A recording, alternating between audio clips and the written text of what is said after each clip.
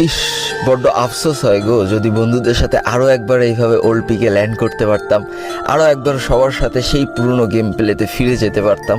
যাক, কিছু জিনিস হয়তো কল্পনাতেই সুন্দর। এমন একটা সময় ছিল যখন বারমুডা ম্যাপের প্রত্যেকটা ম্যাচ শুরু হইতো আমার এই পিকের ভাঙা বাড়িটা থেকে।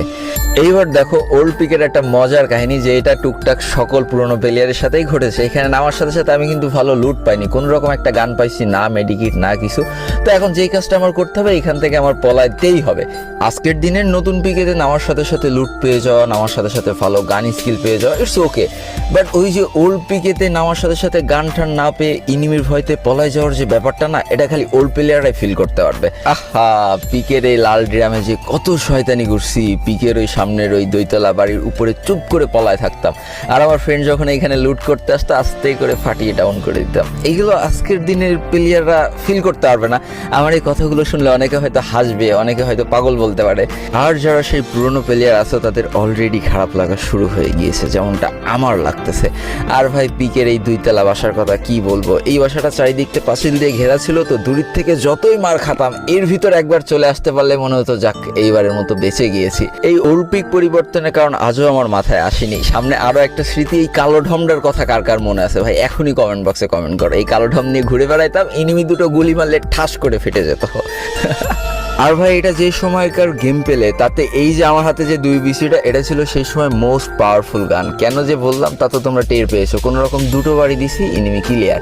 আর এই দিক থেকে ওই ডাবল ডোর থেকে আমারে মারতেছে ভাই, তারা এখনো আমার পিছন করেই যাচ্ছে। আমি আমার অডিয়েন্সদের সাথে আমার স্মৃতিগুলো কোনে শেয়ার করব, তা না, এনিমি আমার মেরে খাল করে দিচ্ছে ভাই। আহা, হাতে আরো একটা পুরনো ওল্ড স্মৃতি ভাই, আমার এই গান স্কিনটা আর এই কিউপিড স্কার্টটা আমার কাছে ছিল one of the best most favourite গান স্কিন। এই গান স্কিনটা দিয়ে আমি ওল্ড টাইমে ম্যাক্সিমাম গেম প্লেটা করতাম। যারা আমার ওল্ড ভিডিও দেখো তারা জানো। তো এইখানে দুইটা এনিমি, বাবারে আগাগোড়াই তো ভালো পুরো প্লেয়ার ছিল ভাই। এই যে ক্যাম্পিং এর যে ব্যাপারটা না, এটা র্যাঙ্ক ম্যাচ থেকে উঠে গেছে, এটা বর্তমান নেই। বর্তমান সবাই রাশ করে, ফাইট করে, মরে যায়, আবার বাঁচে, আবার মারে। কিন্তু ওল্ড যে সময় এই যে ঘরের মধ্যে বসে ক্যাম্পিং করে থাকা, আস্তে আস্তে এনিমির ফুড স্টেপ আসা, বুকের মধ্যে ধুকবুকানিটা বেড়ে যাওয়া, এটা আজকের দিনের প্লেয়াররা ফিল করতে পারবে না। আর আজকের দিনের র্যাঙ্ক ম্যাচ এগুলো নেই। আরও একটা জিনিস তোমরা লক্ষ্য করলে দেখতে পারবো, ম্যাপের দিকে তাকাও, আস্তে করে ডেঞ্জার জোন। এই যে ভাই, খেলার দিকে ফোকাস করতে করতে ম্যাপের দিকে দেখতে না পাওয়া, হঠাৎ করে কানের মধ্যে প করে সাউন্ড হয়ে ওঠা, আর তখন লক্ষ্য করা যায় আমি তো ডেঞ্জার জোন আছি, তখন তাড়াতাড়ি ঘরের মধ্যে যে ব্যাকআপ নেওয়া, তারপরে যদি ফাঁকা মাঠে বাইচান্স মাথার উপরে ডেঞ্জার জোন চলে আসতো, আল্লাহ করে আল্লাহ যেন মাথার পরে বোম না পড়ে। এই যে ব্যাপারগুলো না, এগুলো বর্তমান প্লেয়ারদের ভিতরে আর নেই, বা কাজও করে না। গেমটা ইজি, মরলাম আবার খেললাম, আবার মরলাম আবার